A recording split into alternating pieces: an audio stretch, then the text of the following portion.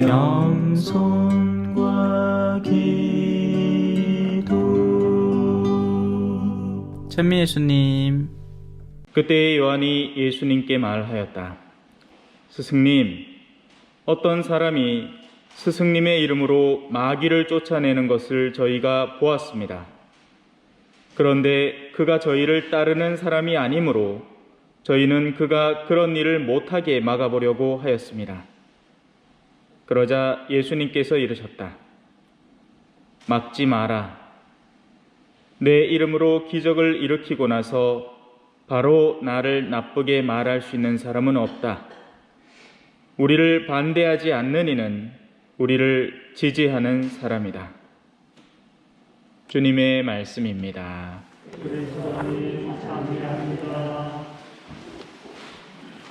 찬미 예수님.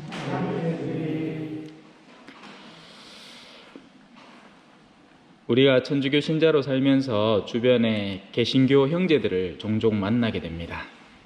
그러면 우리는 너무나 쉽게 이분법적 생각에 빠지게 되죠. 나누는 거예요. 너희는 개신교 신자들, 우리는 천주교 신자들 하면서 일종의 이 세력 다툼을 시작하려고 합니다. 흔히 부터가 싸워요. 네가 맞니? 내가 맞니? 그 자체로 우리 스스로가 하느님의 영역에서 벗어나고 있는 겁니다. 오늘 복음 안에서 우리는 잘 배울 수 있습니다. 어떤 편에, 어떤 그룹에, 어떤 단체에 소속되는 것이 중요한 것이 아닌 것이죠. 그 궁극 목적이 지향하는 바, 무엇을 추구하고 어디를 향해 나아가야 하는가에 동조하고 나아갈 때 진짜 친구가 되는 겁니다. 잠깐 내 곁에 머무른다고 해서 자동으로 친구가 되진 않죠. 서로 마음이 뒤틀려 있으면 그것만큼 철천지 원수가 따로 없는 겁니다. 사실상 내부의 적이 존재할 수 있잖아요. 그죠? 겉으로 봐서는 그냥 부부가 오래 살아서 좋아 보이지만 우회합니까? 맨날 싸우고 있는지. 그죠? 우찌할기라. 그런 거예요. 그렇다면 우리는 신앙 안에서 무엇을 추구해야 하는가? 왜 우리는 신앙생활을 하고 있는가? 여기에 대해서 사실상 내부적으로 점검을 해봐야 하는 거죠. 같은 활동을 하고 있어야 같은 팀이 되는 겁니다.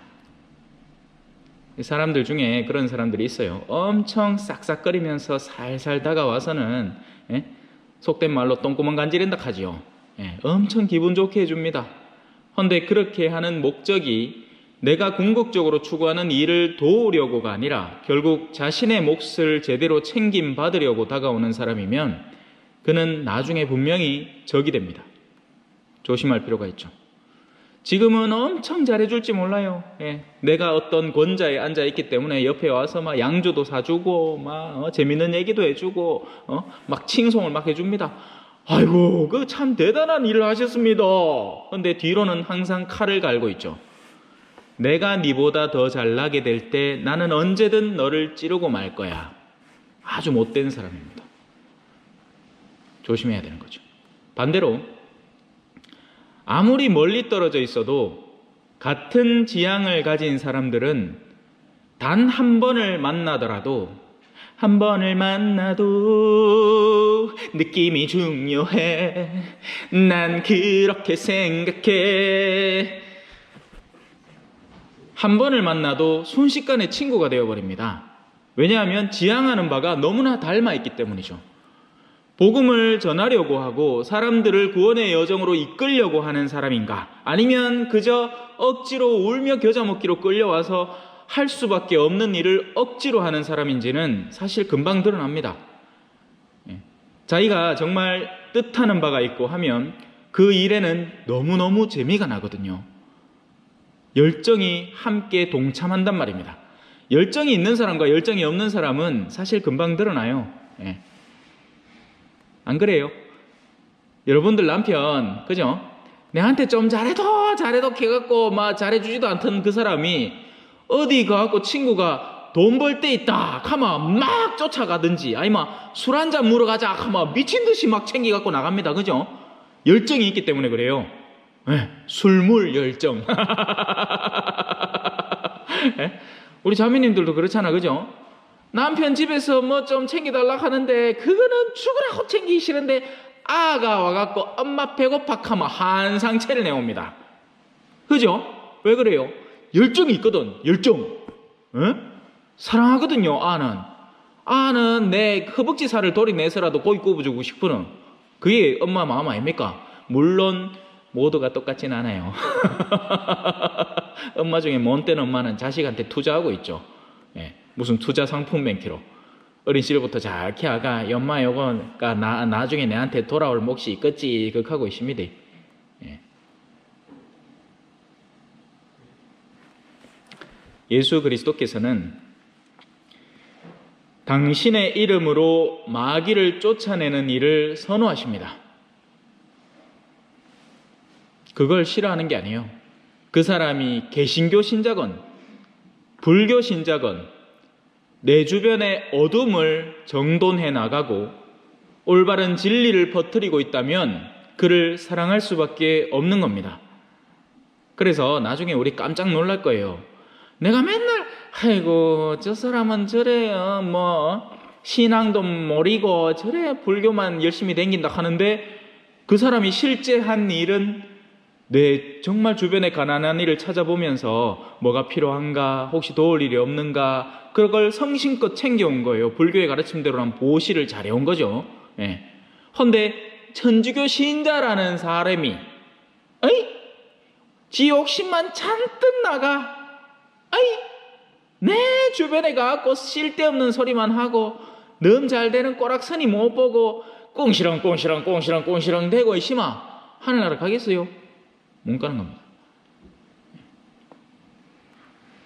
막지 마라. 내 이름으로 기적을 일으키고 나서 바로 나를 나쁘게 말할 수 있는 사람은 없다. 우리를 반대하지 않는 이는 우리를 지지하는 사람이다. 근데 반대라고 해서 꼭 차 앞에 가는데 앞에 막아서야 반대가 아니죠. 은근한 내면의 반대가 얼마든지 존재하는 겁니다. 동의하지 않는 거죠.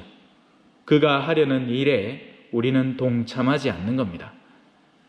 암만 껍데기가 예수님스럽게 꾸며놓는다 하더라도 가장 성당에서 기도 횟수 많이 바치고 한다 하더라도 실제 예수님께서 우리를 이끌어가려는 십자가의 여정을 걸으려고 의도하지 않는 사람이라면 자신의 편의와 안락을 위주로 모든 일을 분별을 하고 그걸 중점적으로 치고 나가려는 사람이라면 껍데기의 형태가 그를 규정하지 않습니다. 그는 예수님의 반대자가 되는 거죠. 겉으로는 개신교 신자라서 우리 천주교 신자가 아니라서 절마 저거는 우리 옛날부터 적이다 생각해 왔던 사람이지만 예수님께서 원하시는 것 당신의 복음을 전하고 마귀를 쫓아내고 어둠을 올바로 바로잡아 나가고 욕심을 해소시켜 나간다면 그 사람은 예수님의 제자가 되겠죠. 이해되셨지요? 네, 해야지 왜 하겠노, 그죠? 앞에 신부님 물이 그냥 네, 가긴 가는데, 그죠?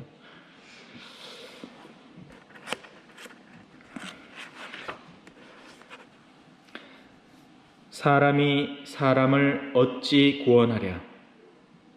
하느님께 제 몸값을 치를 수도 없거늘 그 영혼의 값 너무 비싸 언제나 모자란다. 그가 영원히 살기에는 구렁을 아니 보기에는 복음을 전해야 됩니다. 그게 우리 하느님의 뜻이고 예수님이 살아계신 공생활 동안 끊임없이 하신 일이고 당신의 제자들에게 부탁하신 일이에요. 너희는 온 세상에 가서 내 이름으로 세례를 주고 내가 가르치고 명령한 것을 지키도록 만들어라. 하느님은 우리 교회의 어떤 구조를 정비하고 건물을 새로 짓고 조직을 원활하게 하고 이건 다 복음을 선포하기 위해서 도움이 되는 요소지 핵심이 아니란 말입니다. 여러분들이 복음을 전하는 공동체라면 제가 주임으로서 있는 가운데 가장 소중한 공동체가 될 것이고, 그렇지 않고 그저 틀과 형식에 따라서 그냥 내가 성당 나오는 게 그동안 편하니까 나올 뿐이라면 멈춰 있는 공동체가 되는 거죠. 아멘. 찬미 예수님, 겸손과 기도.